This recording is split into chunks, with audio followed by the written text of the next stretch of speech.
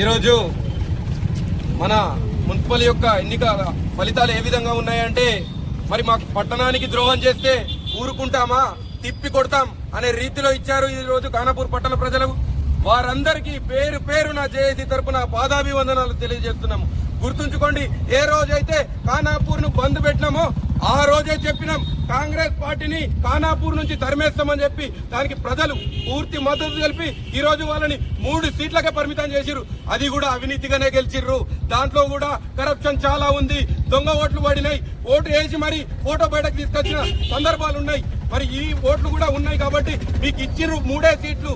దాంతో ఊరుకోండి, అంతేగాని అక్కడి దిట్టు ఇక్కడ దిక్కుడు కొనుక్కొని మీరు చైర్మన్ అయ్యే ప్రయత్నాలు చేయకూర్రి. మిమ్మల్ని మా ఖానాపూర్ పట్టణ ప్రజలు తిరస్కరించిర్రు. మీరు అక్కడనే ఆగిపోరి.